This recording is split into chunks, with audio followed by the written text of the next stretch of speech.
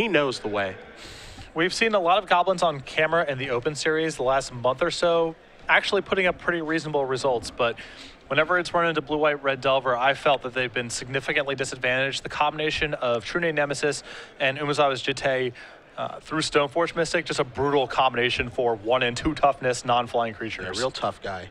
As we take a look at Shahar's board here, he's lightning bolting a Goblin King, so that's unnecessary. Now Sword Splasher and Goblin Pile Driver. So we're walking into a bloodbath potentially. Shenhar on your right has 2 copies of Volcanic Island Tundra that just went to the graveyard, but a True Name Nemesis and a Insect Operation that were turned sideways, but I guess he doesn't need those anymore as Dempsey is going to pick up his cards and concede the game.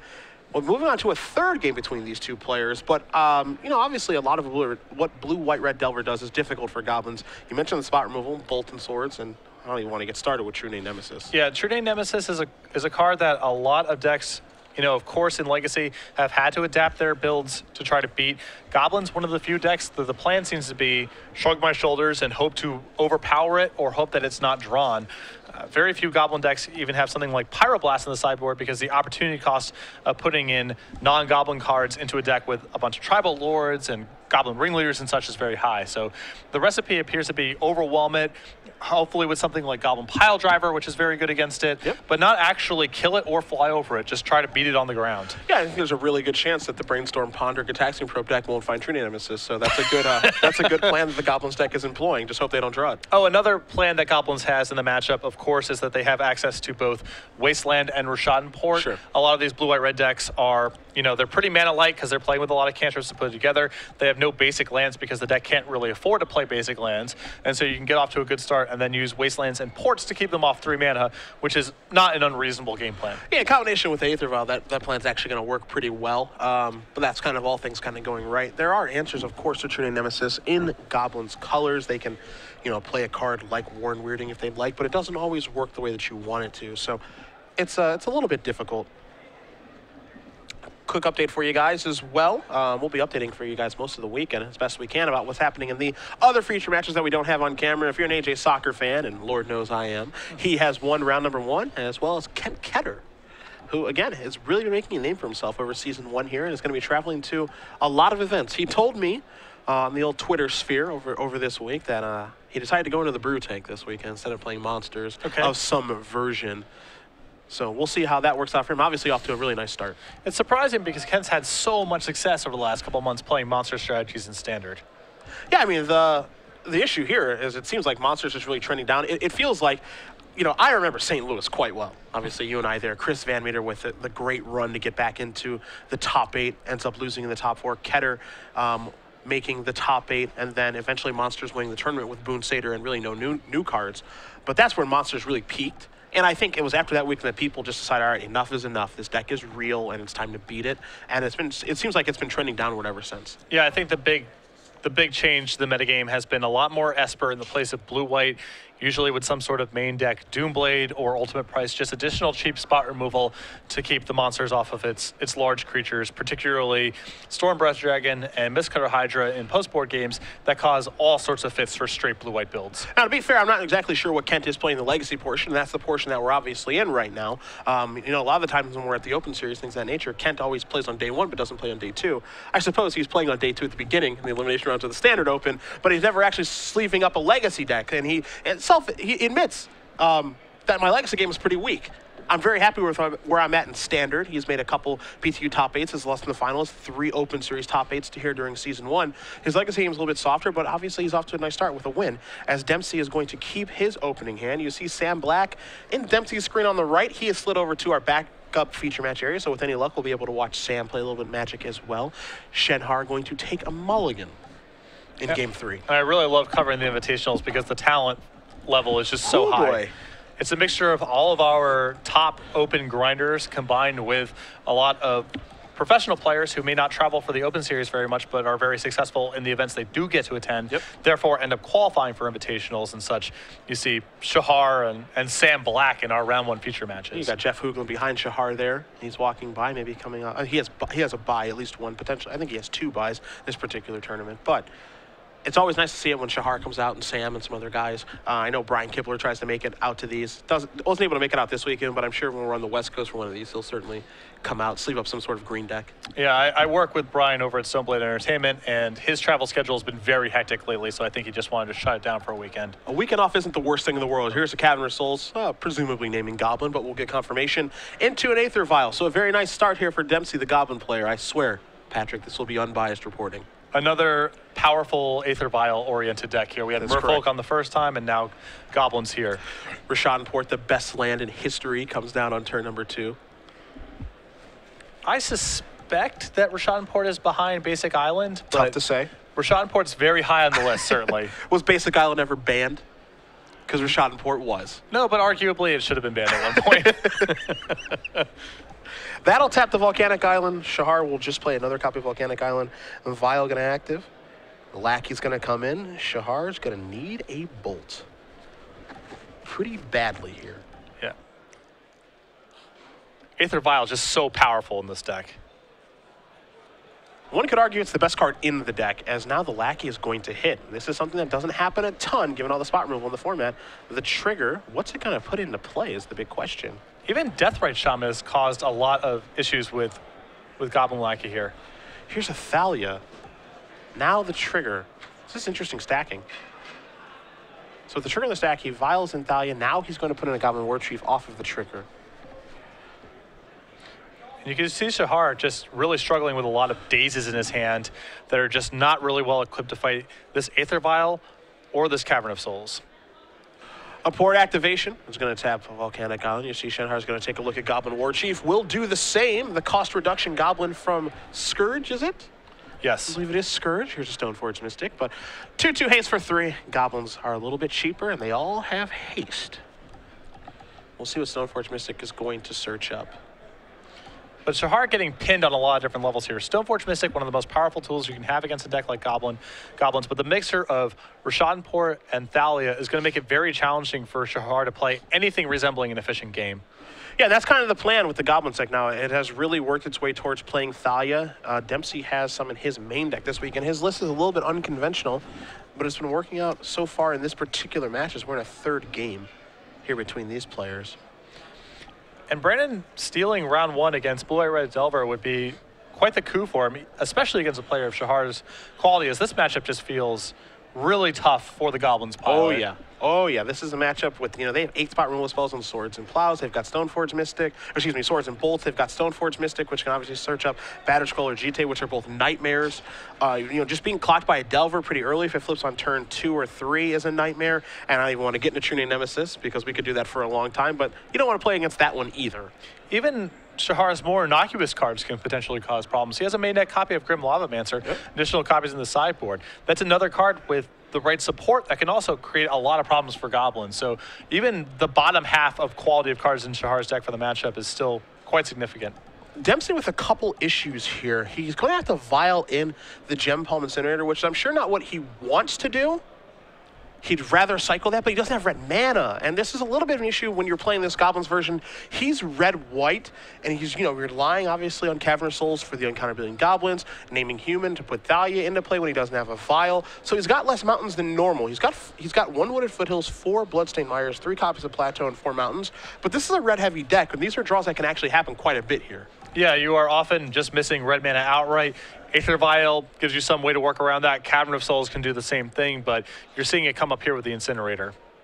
And obviously you can't cycle Incinerator off of Cavern of Souls because even though it can provide, I put in quotes, red mana for Goblins, it doesn't do it on the cycling of Gem Palm Incinerator. So what this means, unfortunately, for Dempsey, is that Stoneforge Mystic gets to stay in play. He'll be porting something here. I'm going to assume the Tundra to force Shahar's hand with the Stoneforge Mystic, but we'll see. Yeah, if Shahar wants to go ahead and activate the Stoneforge Mystic to put the Jitte into play, then Brandon's probably fine with that being his turn.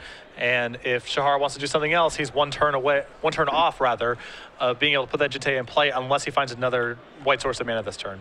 Shenhar says, that's fine, you got my Tundra. Doesn't really bother me all that much. So Stoneforge Mystic will be back on defense here, presumably. A little interesting that Shenhar searched up Jitte instead of Battered Skull in this situation. Yeah, he does have True Name Nemesis in his hand, so it's possibly he's trying to get that set up. It's a pretty good game planning against the old Goblin deck. Batterskull is a little bit more susceptible to simply getting Tin Street Hooliganed or something that turn, whereas all you need to do is connect once with the True Name Nemesis with a Jitte on it to produce tremendous value against Goblins. Vial is ticking up to 4. That's a good flashpoint to be at, and it looks like a Bloodstained Mire for Dempsey off of the top. So he has found a red source to be able to cycle a Gem Home Incinerator if he has another one in his hand, as he'll put the Bloodstained Mire into play. He's going to sacrifice this. And you can see, it's easy to look at these Thalias in the sideboards of Goblins and say, oh, well, that's got to just be for combo decks or what have you. You can see it doing incredible work against Shahar's hand. You know, he has all these Lightning Bolt, Brainstorm, Swords to Plowshare type of cards, which are generally very efficient. But when you double their casting costs, it's really hard for him to play an efficient game. And you're seeing him struggle with a lot of cheap spells in his hand right now. Yeah, imagine if Lightning Bolt was incinerated in this deck. It would be a much different deck, and that's exactly what it is right now. So here's a Goblin Pile Driver going to be cast off of Cavern of Souls. 4-1, of course, because of that Goblin War Chief. So it looks like it may be red zone time here. Shahar is going to take a look at his hand. And this is really rough for Shahar. You can look, he has a Lightning Bolt in his hand. I would assume he had some interest in Lightning Bolting Thalia this turn, but that Pile Driver is so dangerous right now that he simply has to kill that instead. So that does get taken down by the Bolt. Into the red zone we go, much like last turn, with a Thalia, a Goblin War Chief, and a Gem Palm Incinerator. Vial sitting there at 4 at the ready to threaten a Ringleader, a Krenko, a Tuktuk Scrapper, some other things that can occur here from Dempsey's Goblin deck. And to be fair, it doesn't have to be a Goblin. Could get a little spicy. Yeah, it could be anything. See if Shenhar has any blocks that he wants to make here. Could trade with the Gem Palm Incinerator if he'd like. Yeah, it's not clear how many more of these hits that Shahar can take. Of course, he can't block either the War Chief or Thalia profitably. One's a 2-2 and one has first strike. It is really tough to trade your Stoneforge Mystic for a 2-1 blank creature, essentially. But how many more of these hits can Shahar afford to take? Well, he decides he can take one more because he's going to go down to 7. Tundra will get tapped again via Rashidun Port. Shenhar is going to draw a card. It's another copy of Volcanic Island. But as you mentioned, Thalia doing an incredible job of taxing the mana, as now here is a True Name Nemesis. So this is an important step for Shahar, but we've talked about what is Goblin's game plan against True Name Nemesis. Some mixture of mana denial and overwhelming it, and Brandon might have enough of both to steal this third game. Brandon draws a card. I believe it was a Cavern of Souls. The question is, does this Goblins player have any spells left? Cavern will come into play. We'll get confirmation on what that is naming, if it'll be Goblin or Human. And it will be Goblin yet again. And this is a really critical turn here, because if Brandon isn't able to force lethal through this turn, he may not get another shot. And he just has to pass the turn back. Shenhar is going to attempt to draw, but on the upkeep, it's time to tap a little something, something. Probably that Tundra yet again, but again, we know that Shenhar has the Umazawa's Jitte in his hand. So with the tapping on the stack, he can activate Stoneforge Mystic, put Jitte into play. He's got the other 2 mana equipped with the True Name Nemesis, and then things start to spiral out of control. Yeah. And you had to believe Shahar senses something is afoot with that Vial at 4 here. There's a lot of hesitation on his end right now, putting that Umazawa's Jitte into play, even though this seems like a great spot. Maybe he's fearing something like a Tuktuk Scrapper, some other Goblin that can break up the Jitte. A Brainstorm is actually what he's going to cast. So, a little bit interesting. Wasn't expecting that. A 2-mana Brainstorm, but hey, a 2-mana Brainstorm is almost as powerful as a 1-mana Brainstorm. Yeah, I think that Shahar might suspect that his Jitte just isn't safe right now, and if he taps his Stoneforge Mystic to put it into play, and then taps his True Name Nemesis to attack, and the attack fails because the Jitte gets killed, Shahar dies on the way back. So he's playing a little bit more conservatively right now, which he can afford to do with True Name Nemesis in play. Now you saw Shahar only put 1 card back, shortcutting there, so not cheating, just so for you guys wondering at home, shortcutting there because he's casting a Brainstorm on his upkeep in response to the port. He's going to draw 3 cards, he's going to put 2 back and then draw 1 anyway. So effectively he's only going to put 1 card back, and then the card that he keeps is his draw step. So both players are kosher on that. See that interaction a lot when people are playing Delver decks with Brainstorm. So we're all good to go there. Now he's going to cast a Ponder. He's going to look at 3. Meddling Mage was the card he put back along with the swords, and it looks like a Lightning Bolt potentially. And a Wasteland's a really important draw here for Shahar, as it allows him to Wasteland Brandon's Rashidun Port. That frees up his white mana on his own main phase, and that gives him a lot more flexibility to threaten Umazawa's Jitte coming into play at various times, to actually cast the Meddling Mages that are in his hand and so forth. If you're Dempsey right now, you've got a little bit of breathing space. He's got about 1 or 2 more draw steps until things get really, really bad for him. Yeah, the Thalia and the Rashidun Port and the early attacks he's gotten in have held him together thus far, but it's going to start getting a lot worse for him. Shahar will draw a mystery card. It is a copy of Polluted Delta. More lands are actually pretty good here for the Blue-Eye Red Delver player. Yeah, oddly enough, he still needs more mana as he's trying to battle through this Thalia and these Rashad boards. Now, those dazes in his hand are a little bit stinky for various reasons. Thalia, Aether Vial, Cavern Souls. They're not at their best right now, but for Dempsey, he's got to draw an action spell. He needs to draw one right now. He draws. They're going to Wasteland here. Going to take care of this port, will Shenhar. It did not look like an action spell to me, Patrick. And that's a really heads-up play there by Shahar. Once he confirmed that Brandon wasn't taking up the Vial 2/5, he Wastelanded inside of Brandon's upkeep. That way, if Brandon had Siege Gang Commander, he would no longer have the mana for it. I guess he would still have his War Chief in play, but it would still deny him some amount of mana to chain together Goblins. Another True Name Nemesis comes rolling off the top here for Shenhar. Again, he is just trying to stabilize. True Name Nemesis is pretty good at that. As now here's 3 more mana. Oh, well, if the first one's not good, how's the second one? And you can feel the game really starting to shift over to Shahar's side, of course. And he feels so confident about how things are going. He's going to put one into the red zone. Now, don't forget, he searched up a Jitte much earlier in this game, and he is refusing to put that into play and equip it because you mentioned he feels that there's a Tuktuk Scrapper. Yeah, the fact that Brandon has not ticked up his Vial to 5 is a little on the suspicious side. See, Dempsey has nothing to do this turn. He's tapping some mana here. He's going to cast an Aether Vial. Has to pay 1 more because Thalia's in play. That's a real sign of weakness there, my friend. Yes. That means nothing's going on. He's playing lands and he's playing vials. He's not drawing, the good cards in his deck at this point. But to be fair, Patrick, it only takes one healthy draw here from the Goblins player. A Matron, a Siege Gang, a Ringleader to get himself right back in this. Yeah, assuming that he has an answer to the Jitte in hand, Shahar certainly has the ground locked up and a little bit of pressure, but he's by no means out of the woods. Goblins has a lot of very high impact draws from this spot. Shenhar not going to sacrifice Polluted Delta. Will take a draw, though. And there's an Arid Mesa. So now he's got enough lands. Now he just needs business. Yeah, and I really like the way that Shahar is navigating this game here. A lot of players' instinct would have been to simply sacrifice the fetch land or to either source a plowshare something or put the Jitte into play. Shahar can sense that the Jitte is not safe, and there's no reason for him to plow any random creature in play right now because none of them are particularly valuable, especially in the face of this True Name Nemesis. And he's concerned about preserving his life total as he might get randomly killed by an Alpha Strike. Yeah, he just wants to kind of play it safe. Yeah. And I feel like he's been playing it safe kind of the entire game, not walking in any traps. Again, Dempsey might have a Tuktuk Scrapper in his hand. He may not, but Shahar's decided, you know what, I can play this game in such a way that I don't have to rely on the Jitte. But at the same time, Dempsey has to respect the Jitte the entire time because one connection, it's basically over. Yeah. And now Shahar says, all right, I'm moving in.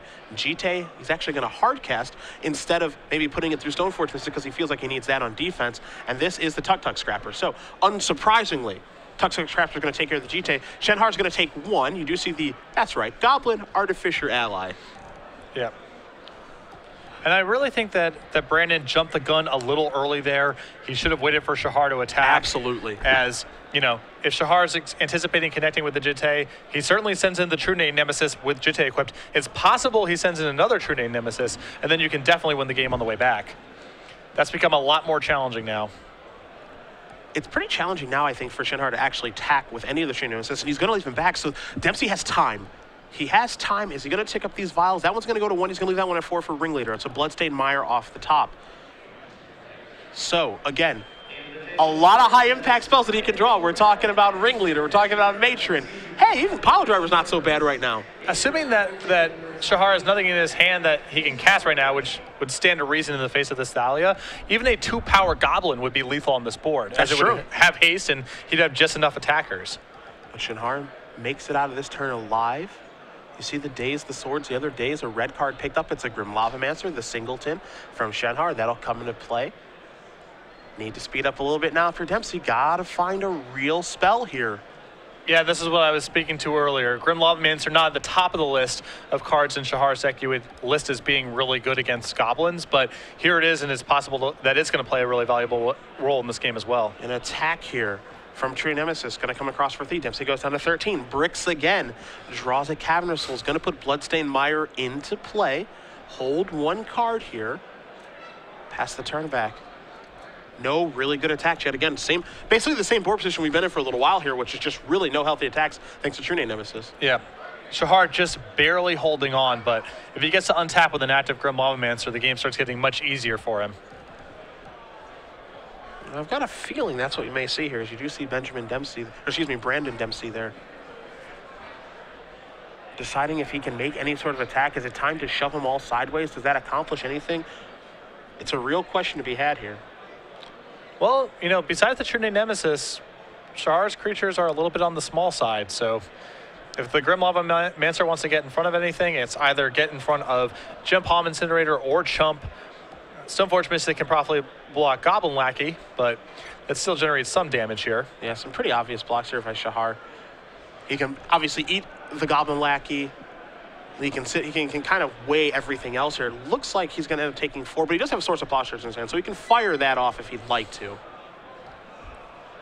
We'll see. Really considering things if he's willing to let his Grim Lavamancer go. I mean, at the very worst, Grim Lavamancer can trade with something here. If he decides he wants to leave it around, then we're looking at something different entirely, but it can't just trade with a creature here, so that's not so bad. Yeah, and Shahar still has to respect Brandon's ability to burn him out here, whether it's something like Siege Gang Commander, even a couple of copies of Tarfire are in play. So Shahar cannot simply afford to go down to 1 life. There are risks he's incurring with each additional point of damage he takes. So the world champ is going to decide exactly how to block here. Going to take his time. You see the clock there. We're under 7 minutes, but plenty of it, given how this game has gone. Looks like he may let the Goblin Lackey through, and if he does let the Lackey through, basically what that's saying is, okay, I honestly feel like you have nothing. Yeah, certainly with the War Chief in play, it's almost certain that if Brandon had a Goblin in his hand, it would have been cast before combat. Yeah. So Shahar no longer respects the Lackey, which I believe is correct. He still may want to block it with the Stoneforge Mystic simply because he gets to kill it for free, but he's not respecting the possibility of there being a really powerful Goblin in Brandon's hand right now. So is this how Shenhar's going to block? It looks like he is. Now obviously he has the Fire of Swords here, so it's not lethal. And so that's what he's going to do. He's going to Swords to take care of a Goblin. It'll be the Tuktuk Scrapper that bites the dust. Gem Palm and Thalia are going to come through. Shenhar's going to go down to 1. A bunch of things are going to go off the table here for Dempsey. He's going to be left with 2 creatures. Shenhar loses nothing. He'll untap as confidently as you can at 1 life with a fetch land in play. He'll draw a Ponder. And a lot of dangerous draws, of course, in Brandon's deck. 1, 2, 3. Bolt, Wasteland, and a Tundra. Don't sack that polluted Delta. But I'm sure he knows that. Yep. He's okay at Magic. That would be a pretty anticlimactic way for this game to finish. And Shahar, after turns of beautifully navigating from behind in the game, sacrificed a polluted Delta at 1 life. Brandon Dempsey wins 2 games to 1. And back to the booth. Mystery card coming. It's a Wasteland. Not the best, but not the worst. Yeah. Now, in theory, Shahar actually has a 2-turn clock afforded to him. Yes, he does. With his 2 copies of True Name Nemesis and 2 Grim Lavamancer activations. I think ideally he would like to end the game in 2 turns because, of course, Brandon has a lot of dangerous draws in his deck. But he, you know, by leaving his shields down, by not having True Name Nemesis back to block, he incurs other risks. So he's got to figure out right now, do I want to try to make this a 2-turn game and risk some draws from Brandon? Or do I want to make this a 3-turn game but risk Brandon getting additional draw steps? Shenhar's going to attack 4-3. He's going to put Dempsey down to 12. Now, if you're Dempsey in this situation, I think you have to take your vial up to 5 and 3 because drawing a Ringleader at this point isn't the best, but if you do draw a Ringleader, you can hardcast it. You hardcast the Ringleader. If you find a Matron, then you can Violent Matron, Violent Siege Gang it, and activate. Because if he draws a Siege Gang right now, he can't actually play it and activate to kill him. There's not enough mana. So, we'll see what his Vial management will be on this particular turn. That's going up to 3. He's going to leave that at 4. Let's see what the draw step is. It's a Goblin War Chief. He's going to play a Cabinet Soul. So he does have the necessary mana that if he draws a Siege Gang Commander, he can actually get the job done. However, something to keep in mind is those dazes that have been absolutely pathetic the entire game, the daze would actually mess up the draw Siege Gang and activated plan. So let's see what Shenhar wants to do on this turn as he makes it out of that one alive. Again, Dempsey with just a War Chief in his hand. Shahar playing a little conservative, but at the same time, it's going to be a lethal attack next turn. So Dempsey's going to Violent War Chief. Yeah, this is kill or bust. So there's no way that Brendan can stop these two True Name Nemesis. So it's a wasteland. It's a brick, and that is going to do it. Shahar Shenhar is going to win this match over Goblins 2-1. Blue, white, red Delver gets the job done again, as it always does, over the Goblins. A really close match, and if, you know, there's that small decision point there, if Brandon decides to wait for Shahar to attack with his True Name Nemesis, and then vialing in right there and putting in his Tuktuk Scrapper, it's possible he has exactly lethal coming across the following turn. Yeah, it seems minor, you know, because it was a few turns ago, but you might be right about that. He may have missed out because he was a little bit hasty there. Now, you know, you can always say, oh, well, he didn't draw a matron or a ringleader and blah, blah.